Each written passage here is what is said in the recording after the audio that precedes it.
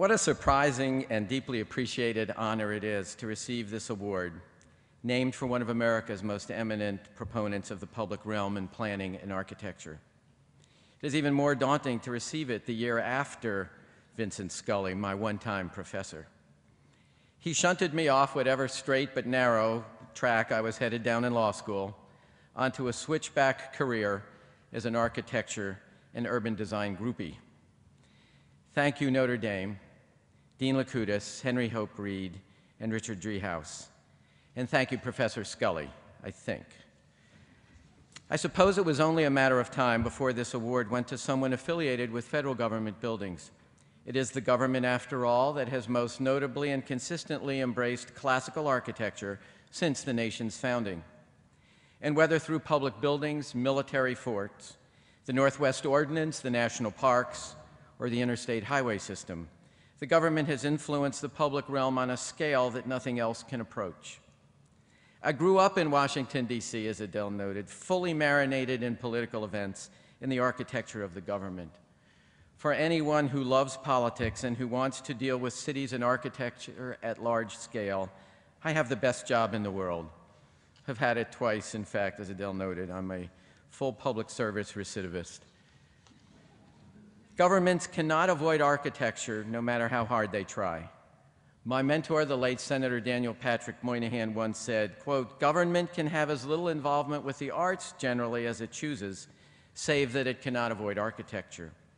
And he added, architecture is inescapably a political art, and it reports faithfully for ages to come what the political values of a particular era were.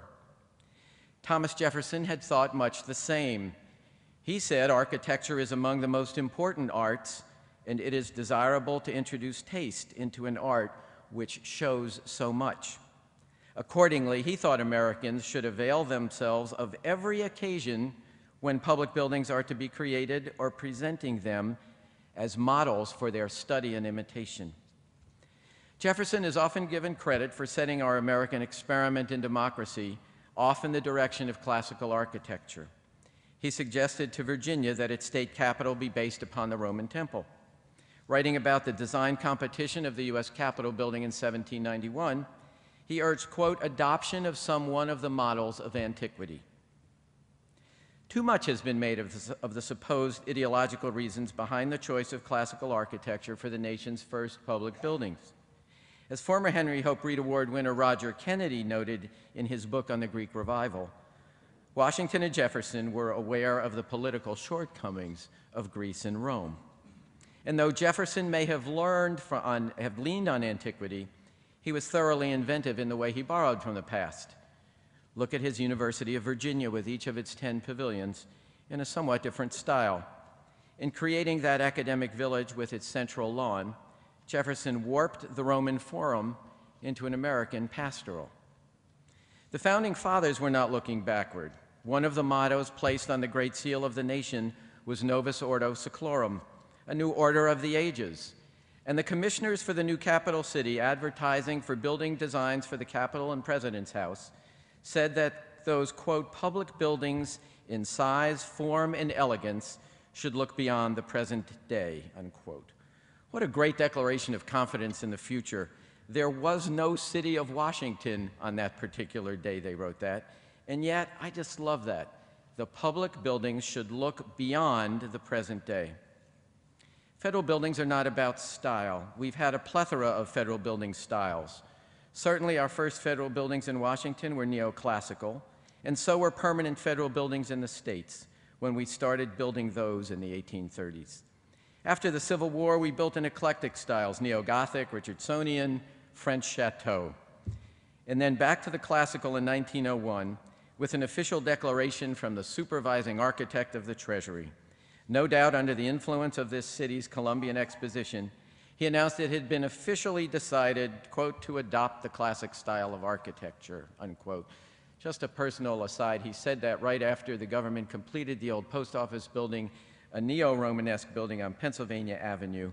It would be its proposed demolition in the 1970s that would lead to the creation of Don't Tear It Down, which I was fortunate then shortly thereafter to become the president of. and which we have just announced the other day, we are putting out an RFP for its redevelopment in a public-private project that will save it.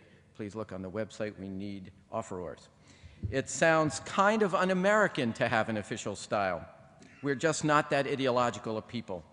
We saw official styles in the 1930s, and it grates. One of Stalin's purges was architectural. He imposed an arid classical style in place of the avant-garde architecture of the constructivists. In 1940, a German publication referred to the party buildings in Nuremberg by Professor Speer, quote, as symbolic monuments dedicated to ideals of unity and a disciplined social order, unquote. The value of great American public buildings is not in their style per se, it is in their ambition. To paraphrase Jefferson in the Capitol Commissioners of 1791, public buildings should elevate the building arts. They should be elegant and express confidence in the future. It is not about style. To paraphrase Senator Moynihan, public buildings say something about our politics. Politics in the best sense. Politics as expressing our shared values. On the one hand, the very presence of standout public buildings in a community has a political significance. I'll post this talk on the web, and you'll be able to see a photo of Cheyenne, Wyoming's new federal building of 1906. Set on dirt streets, a stone Beaux-Arts U.S. post office and courthouse literally put the town on the map, expressed the nation's confidence in the town's future, and cemented the state's relatively new membership in the Union. Today, we might find just a tad over the top the 1916 declaration of the chairman of the House of Representatives Public Buildings and Grounds Committee, quote, no youth or citizen ever looked upon a federal building in which the business of his country was being conducted, but that he became a better American. We might find more familiar the defense of a Texas representative, also in 1916, for the construction in his hometown of a post office, which he admitted was some 10 times as expensive as need be. Quote, this is mighty bad business for Uncle Sam, and I'll admit it, but the other fellows in Congress have been doing it for a long time, and I can't make them quit. Now, he said, we Democrats are in charge of the House, and I'll tell you right now, every time one of these Yankees gets a ham, I'm going to get a hog.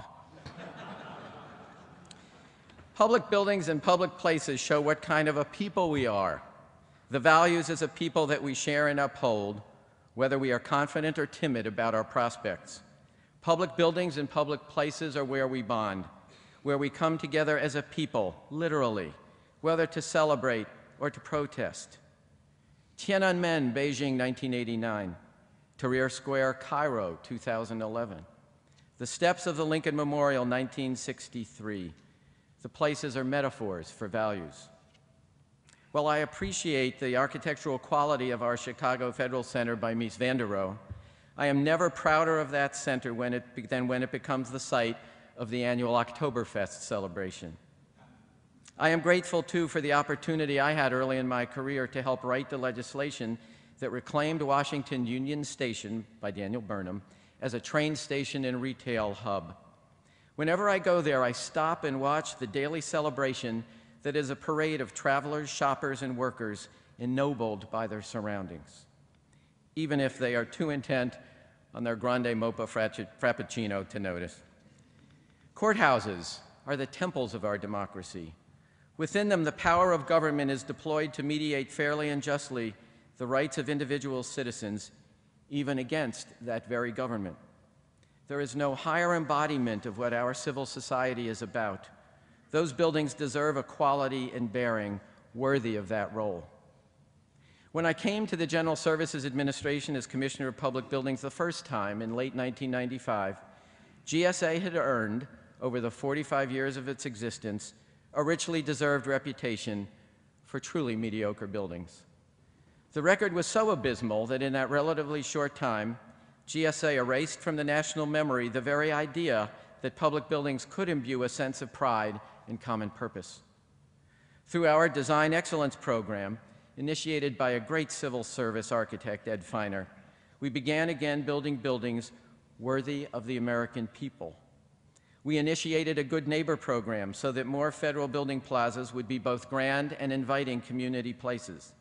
We embarked on a First Impressions program so that citizens visiting federal buildings would find well-designed, welcoming entrances and lobbies, and so federal employees' entries to their workplaces would be uplifting and professional.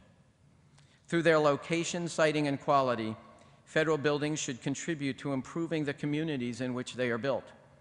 In October of 2009, President Obama issued an executive order aimed at greening the federal government's operations, and he put federal location policy on a higher plane. Appropriate to the urban and smart growth renaissance of our times, he directed that federal facilities like GSAs be located wherever possible at transit-oriented developments. We are enthusiastically carrying out that policy when we decide where to lease as well as where to build. Much of our effort to invigorate federal buildings, to make them inviting public places, to make them dynamic street presences, will be undermined if we allow the dictates of security to outstrip common sense. We have to balance legitimate security concerns for our buildings and their occupants against our cherished value of open government.